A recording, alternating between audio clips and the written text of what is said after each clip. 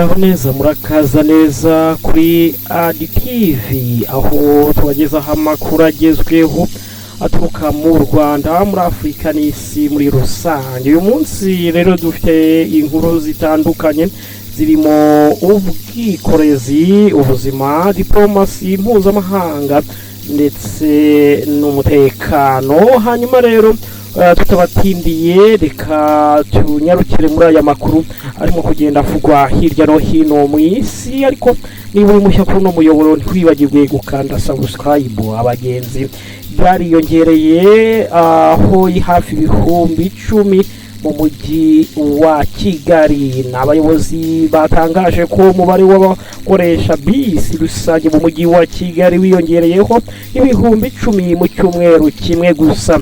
Ibi byatewe n'ivugurura rya serivisi za transport rusange aho bisi zitangira kugenda buri minota 5 ndetse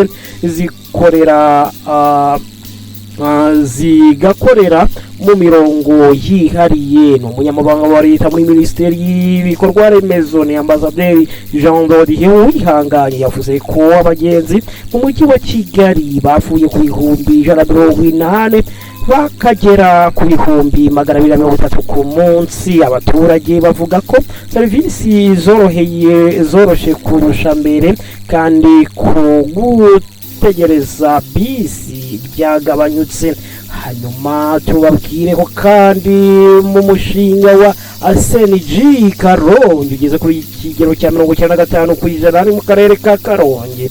Imirimo yo kubaka uruganda rwa compressed natural gas igeze ku rwego rwa 95%. Uruganda rwubakwa na Gazmet ruzajya rutanga gaze ikoreshwa mu nganda, imodoka ndetse no guteka. Uyu mushinga kandi ufite agaciro ka miliyoni 560 z'amadolari y'Amerika kandi uzatanga akazi ku bantu barenga 800 mu bihe biri imbere. Hanyuma tunyabukire mu makuru arimo kugenda avugwa ku ruhande rwa Kenya cyane cyane muri Afrika, ariko na President Emmanuel Macron w'Ubufaransa muri Afrika y'Iburasirazuba n'Ubufaransa buri kongera imikoranire n'ibihugu bya Afrika y'Iburasirazuba nyuma yo guhura n'imbogamizi muri Afrika y'Uburengerazuba. Ibi biri kubera mu nama ya Africa Forward Summit iri kubera i Nairobi muri Kenya, aho President Emmanuel Macron hari kumwe na President William Ruto.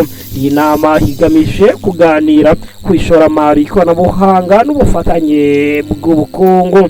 Hanyuma rero tubabwire ko 20 muri RDC bahaburiye ubuzima nyuma y'igitero cya drone muri DRC Congo. Abantu 20 babuze ubuzima, abandi 57 barakomereka nyuma y'igitero cya drone cyagabwe ku isoko rya Mushashi muri Masisi. Umutwe wa FM23 uvuga ko igitero cyakozwe n'ingabo za leta. Ibintu leta itaragira ikibitangazaho cyangwa se ngigire ibindi bisobanuro birambuye.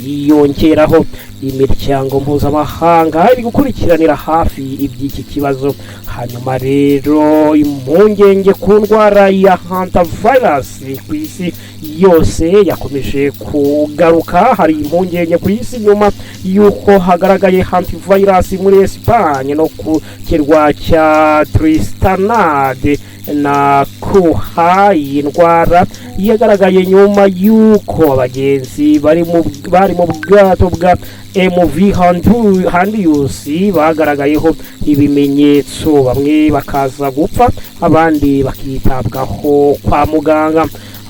Umuryango w'abibumbye ushinzwe ubuzima ku isi ni OMS uvuga ko ibyago ku baturage muri rusange biri hasi cyane cyo kuba bakandura iyi virus, ariko abantu bagirwa inama yo kwitwararika ndetse no kwirinda kugira ngo iyi antivirus ibe itakomeza gukwirakwira kugira ngo ubuzima bw'abantu bube bwabungwabungwa. Hanyuma rero tukiri ahangaha amakuru y'umudamu wo muri Ethiopia wari umaze imyaka 12 ategereje urubyaro ndetse akaba yaramaze iyo myaka yose atwite yabaze kubyara abana batanu. Ni naha dusoreje amakuru agezweho arimo kugenda avugwa hirya no hino mu isi. Mwakoze kudukurikira kuri Hadi TV mu makuru yacu agezweho, turabashimiye cyane kandi turagaruka mu kanya n'andi makuru mashya araba agezweho mu Rwanda, muri Afurika ndetse no mu isi yose. Mugire ibihe byiza. Iyi ni Hadi TV.